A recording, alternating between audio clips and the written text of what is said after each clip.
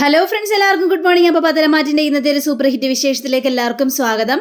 അങ്ങനെ നമ്മുടെ ആദർശ് നേരെ മുത്തശ്ശിൻ്റെ റൂമിലേക്ക് കയറുകയാണ്. അപ്പോൾ മുത്തശ്ശൻ കണ്ടു കഴിഞ്ഞപ്പോഴേക്കും മോനെത്തിയോ മോനെ എന്ന് പറഞ്ഞുകൊണ്ട് ഭയങ്കര സന്തോഷത്തോടെ ആദർശിനെ കെട്ടിപ്പിടിച്ചിട്ട് എങ്ങനെയുണ്ടായിരുന്നു എന്നൊക്കെ ചോദിക്കുകയാണ്. അപ്പോൾ ഗൾഫിൽ അത്രയും പ്രശ്നങ്ങളൊക്കെ ഉണ്ടായത് ആര് കാരണമെന്നാണ് മോനെ ഇപ്പോഴും എനിക്ക് മനസ്സിലാവാത്തത്. അതൊക്കെ കണ്ടുപിടിക്കാമല്ലോ മുത്തശ്ശ. പക്ഷേ മുത്തശ്ശൻ ഇടപെട്ടില്ലായിരുന്നെങ്കിൽ ഒരുപക്ഷെ ഞാൻ കുടുങ്ങിപ്പോയാനായിരുന്നു മുത്തശ്ശ. എനിക്കറിയായിരുന്നു ഇങ്ങനത്തെ ഒരു കാര്യങ്ങളൊക്കെ അവിടെ ഉണ്ടാകുമെന്ന്. അതുകൊണ്ട് മുൻകൂട്ടി അറിഞ്ഞ് എല്ലാ കാര്യങ്ങളും ഞാൻ വേണ്ട വിധത്തിൽ ചെയ്തിരുന്നു മോനെ എന്നൊക്കെ സംസാരിക്കുകയാണ്. പിന്നെ വേറൊരു കാര്യം കൂടിയുണ്ട്. നീ വന്ന കാര്യം ഇവിടെ മറ്റു ചിലർ അറിഞ്ഞിട്ടില്ല. അവരിപ്പോൾ അറിയണ്ട, അതായിരിക്കും നല്ലത്. മോനെ കാത്തേ റൂമിൽ ഒരാളിരിപ്പുണ്ട്, പാവൻ നയന. അവളെ സന്തോഷിപ്പിക്കുക, സമാധാനിപ്പിക്കുക, കാര്യങ്ങളെല്ലാം പറഞ്ഞ് മനസ്സിലാക്കിക്കുക. 2 ദിവസം നീ എങ്ങും പോകണ്ട മോനെ, ഇവിടെ തന്നെ ഇരുന്നാൽ മതിയെന്ന് പറയാണ്. അതങ്ങനെയാണല്ലോ മുത്തശ്ശ. ഏതായാലും എന്നെ സന്തോഷിപ്പിക്കാനും സമാധാനിപ്പിക്കാൻ വേണ്ടി തന്നെയാണ് ഞാൻ ഇങ്ങോട്ട് വന്നത്. അവൾ ഒരുപാട് സങ്കടപ്പെട്ടെന്ന് അമ്മയും എന്നോട് പറഞ്ഞായിരുന്നു. ഇതിൻ്റെ പിന്നിൽ ആര് കളിച്ചാലും അവരെ പൊക്കണം മോനെ എന്ന രീതിയിൽ നമ്മുടെ മുത്തശ്ശൻ പറഞ്ഞിട്ട് ആദർശിനെ പറഞ്ഞു വിടുകയാണ്. അങ്ങനെ ആദർശ് നേരെ നയനയുടെ റൂമിലേക്ക് ചെല്ലുകയാണ്. നയനയാണെങ്കിൽ ഭയങ്കര സന്തോഷത്തോടെ. അപ്പോൾ ആദർശിനെ കണ്ടത് നയന ഓടി ചെന്നിട്ട് ആദർശിൻ്റെ കവിളിലൊരു ഉമ്മയും കൊടുക്കുകയാണ്. അങ്ങനെ ആദർശിനെ ഇങ്ങനെ കെട്ടിപ്പിടിക്കുകയാണ്. ആദർശേട്ടാ, ഞാൻ എത്രമാത്രം ടെൻഷൻ അടിച്ചെന്ന് അറിയാവോ ആദർശേട്ട എന്നൊക്കെ പറഞ്ഞപ്പോഴേക്കും എന്തിനാ ഇപ്പോൾ ടെൻഷൻ? ഞാൻ വന്നില്ലേ, ഞാൻ വന്നപ്പോൾ മോളുടെ ടെൻഷനൊക്കെ മാറിയില്ലേ എന്നൊക്കെ നയനെ തലോടിക്കൊണ്ട് തന്നെ നമ്മുടെ ആദർശ് പറയാണ്. ടെൻഷനൊക്കെ മാറിയോ എന്ന് ചോദിച്ചാൽ ഇപ്പോഴാണ് ഒരു ആശ്വാസം തോന്നിയത് ആദർശേട്ടനെ കണ്ടപ്പോൾ. ആദർശേട്ടൻ എന്നാലും ജയിലിൽ കിടന്നെന്നൊക്കെ പറഞ്ഞില്ലേ, അപ്പം ഞാൻ അനുഭവിച്ച ഒരു വേദന അത് പറഞ്ഞറിയിക്കാൻ പാടാത്ത വേദനയാണ് ആദർശേട്ടൻ. എന്നാലും മുത്തശ്ശൻ ഇത്രയ്ക്കും വലിയ ഇടപെടലോ എന്നേ ഞാൻ പ്രതീക്ഷിച്ചു പോലുമില്ല. കാരണം ആദർശേട്ടൻ ജയിലിൽ നിന്ന് കഴിഞ്ഞപ്പോഴാണ് ഞാൻ ഈ സത്യം മനസ്സിലാക്കുന്നത്. മുത്തശ്ശൻ ഈ ഒരു കാര്യത്തിൽ നന്നായിട്ട് ഇടപെട്ടു എന്ന്. അതേന്നേ ഞാനും അപ്പോഴാണ് അറിയുന്നത്. ഞാൻ അവിടെ കിടന്ന് തല പുകഞ്ഞൊരവസ്ഥയിലായിരുന്നു. ആ സമയത്താണ് മുത്തശ്ശൻ ഇടപെട്ട് ഈ കാര്യത്തിനൊക്കെ ഒരു പരിഹാരം ഉണ്ടാക്കിയത്. ഗൾഫിലെ ആ ജ്വല്ലറിയിലേ നല്ലൊരു പിടിപാടാണ് മുത്തശ്ശന്. അതുകൊണ്ടാണ് ഞാൻ രക്ഷപ്പെട്ടത്. ഇത് വലിയൊരു വൻ ചതി തന്നെയാണ് നയന എന്നൊക്കെ ഇങ്ങനെ പറയാം. ഏതായാലും രക്ഷപ്പെട്ടല്ലോ, അതുതന്നെ വലിയൊരു സമാധാനമാണ് എന്നും പറഞ്ഞുകൊണ്ട് നമ്മുടെ ആദർശിൻ്റെയും നയനയുടെയും ആ ഒരു സ്നേഹപ്രകടനങ്ങൾ നടക്കുകയാണ്. അങ്ങനെ പിന്നീട് കാണിക്കുന്നത് നമ്മുടെ അനിയാണെങ്കിൽ നേരെ നന്ദുവിനെ വിളിക്കാം. അപ്പം നന്ദു നല്ല ഉറക്കത്തിലായിരുന്നു. നന്ദു ആ ഫോൺ എടുത്തിട്ട് നിന്നോട് ഈ സമയത്തൊന്നും എന്നെ വിളിക്കരുതെന്ന് പറഞ്ഞിട്ടില്ലേ അനി? നീ എന്തിനാ എന്നെ വിളിക്കുന്നത്? അതിൻ്റെ ആവശ്യമുണ്ട് അനി എന്നൊക്കെ ചോദിച്ചപ്പോഴേക്കും നന്ദു, ഒരു വാർത്ത പറയാൻ വേണ്ടിയാണ് ഞാൻ വിളിച്ചത്. എന്ത് വാർത്ത? എന്താണെങ്കിലും പിന്നെ വിളിച്ചാൽ പോരെ?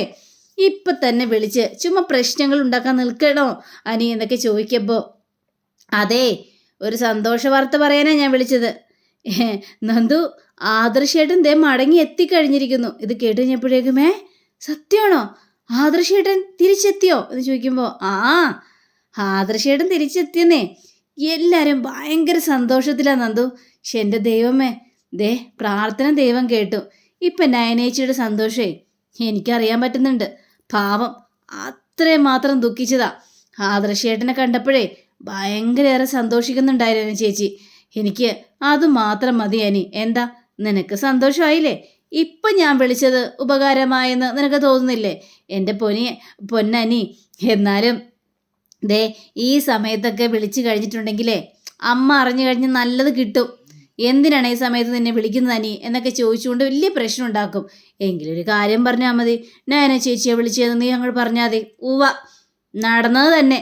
ഞാൻ നയന ചേച്ചിയാണ് വിളിച്ചതെന്ന് പറഞ്ഞു കഴിഞ്ഞിട്ടുണ്ടെങ്കിലേ നയന ചേച്ചി വിളിച്ച് ചോദിക്കും, ആണോടി നീ നന്ദുവിനെ ഈ സമയത്ത് വിളിച്ചായിരുന്നോ എന്നും പറഞ്ഞുകൊണ്ട്. പിന്നെ അവിടെ കള്ളം പൊളിയില്ലേ? അതുകൊണ്ടാണ് അനി ഞാൻ പറയുന്നത് നീ ഈ സമയത്ത് വിളിക്കരുതെന്ന്. ആകെ പ്രശ്നമാകില്ലേ? എന്ത് പ്രശ്നമായാലും എനിക്ക് നിന്നെ വിളിക്കാതിരിക്കാനായിട്ട് സാധിക്കുമോ? എനിക്ക് നിന്നെ എപ്പോഴും വിളിച്ചുകൊണ്ടിരിക്കണം, അതാണ് എൻ്റെ മനസ്സിൽ. അങ്ങനെയും പറഞ്ഞുകൊണ്ടിരുന്നോ എന്നും പറഞ്ഞുകൊണ്ട് അവിടെ ഫോൺ കട്ടാക്കുകയാണ്. അങ്ങനെ പിറ്റേ ദിവസം രാവിലെ ആകുകയാണ്.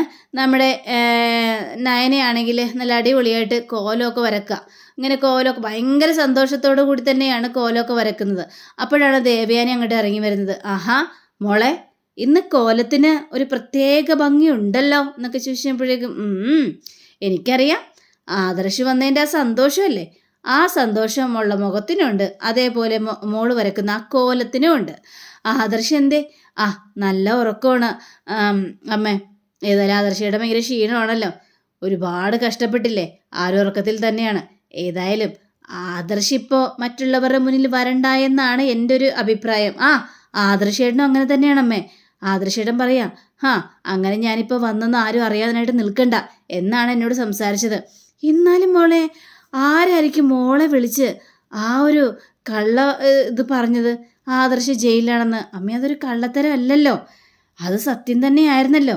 മുത്തശ്ശൻ ഇടപെട്ടത് കൊണ്ടാണല്ലോ ആദർശേട്ടൻ ജയിലിനകത്തു പോകാതെ രക്ഷപ്പെട്ടത്. അപ്പം അതൊരു കള്ളനിഗമനമാണെന്ന് ഞാൻ പറയുന്നില്ല. എന്നാൽ ഇതിന് പിന്നിൽ കളിച്ചതാരായിരിക്കും? ഇപ്പോൾ നമ്മുടെ കമ്പനി താഴ്ന്നുകൊണ്ട് AJ കമ്പനി മുന്നിൽ നിൽക്കുകയല്ലേ.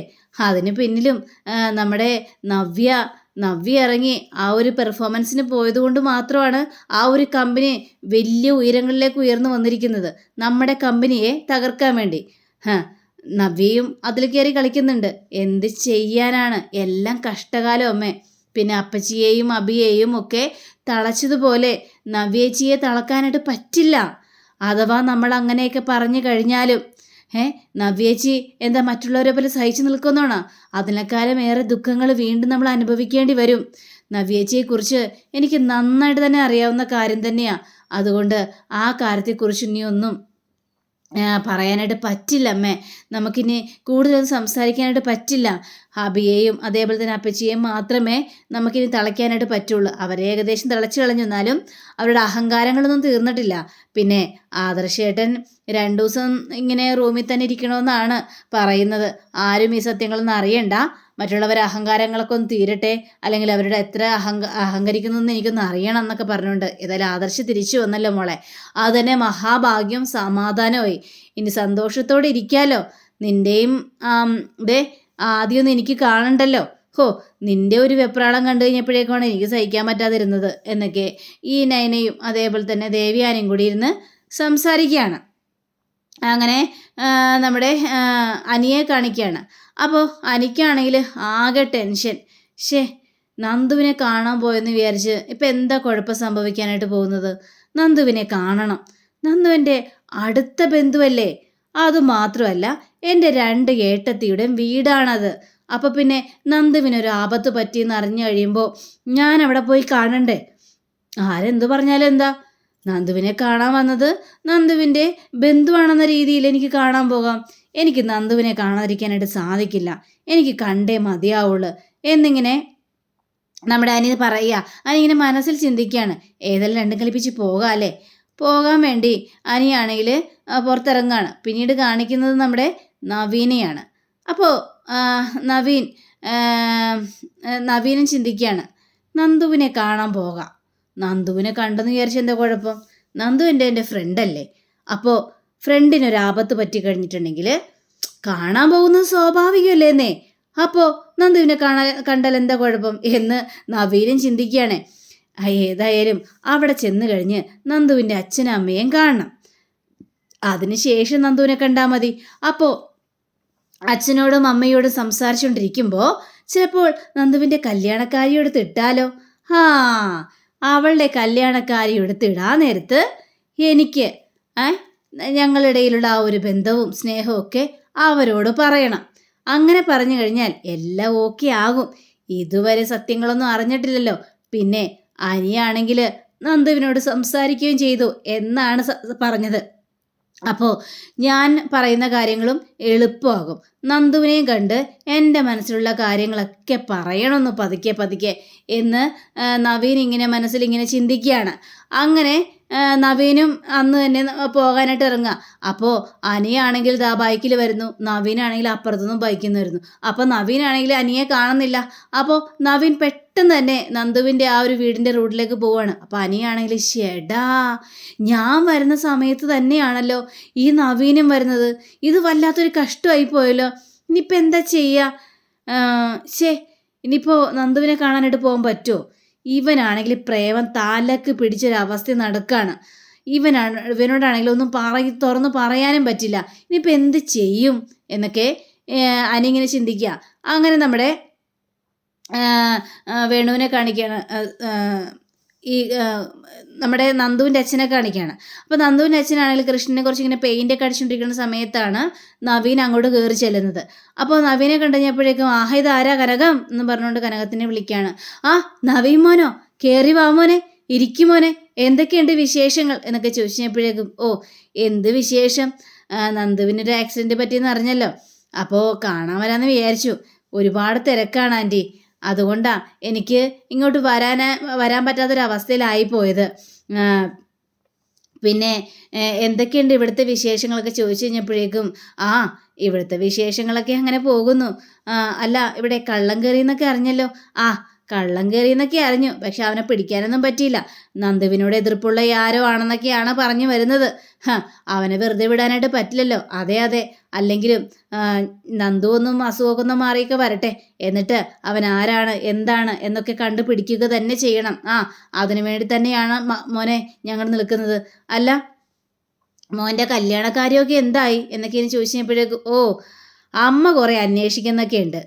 പിന്നെ എനിക്കിഷ്ടമെന്ന് പറഞ്ഞു കഴിഞ്ഞാൽ ഇപ്പോഴത്തെ പെണ്ണുങ്ങൾ നല്ല തൻ്റെയുള്ള പെണ്ണുങ്ങളായിരിക്കണം. എന്തിനാണെന്നേ ഒളിച്ചു മാറി നിൽക്കുന്നത്? ഈ ആണും പെണ്ണും തമ്മിൽ വലിയ വ്യത്യാസമൊന്നും ഇല്ലല്ലോ. പക്ഷേ എൻ്റെ അമ്മയ്ക്കാണെങ്കിൽ ഇത്തരക്കാരെയൊന്നും വലിയ താല്പര്യമില്ല ആൻറ്റി എന്നൊക്കെ ഇങ്ങനെ നവീൻ പറയുകയാണ്. നന്ദുവിനും കല്യാണാലോചനയൊക്കെ പറയുന്നുണ്ട്. പിന്നെ നല്ല ബന്ധം വന്നു കഴിഞ്ഞാൽ ഉറപ്പിക്കണമെന്നാണ് മനസ്സിലൊരാഗ്രഹം. പക്ഷേ അവൾ അങ്ങോട്ട് വിട്ടു തരുന്നില്ല മോനെ. അവൾക്ക് ഏത് ബന്ധവും അങ്ങോട്ട് പിടിക്കുന്നില്ല. കുറേയൊക്കെ പറഞ്ഞു നോക്കി. പിന്നെ മോനെ നവീനെ, നീയും കൂടി ഒന്ന് പറയണം കേട്ടോ, അവളോട് സംസാരിക്കണം. എന്നാലേ നന്ദുവിൻ്റെ കല്യാണവും പെട്ടെന്ന് നടക്കാനായിട്ട് പറ്റുള്ളന്നേ. അവളെ ഇങ്ങനെ ഇരുത്താനായിട്ട് പറ്റില്ലല്ലോ. അവൾക്ക് ഒരു നല്ലൊരു ജീവിതം കൊടുക്കണ്ടേ. ഇത് കേട്ട് നവീനാണെങ്കിൽ അപ്പോൾ പയ്യനെയൊക്കെ നോക്കുന്നുണ്ടോ? പയ്യനെയൊക്കെ നോക്കുന്നുണ്ട്.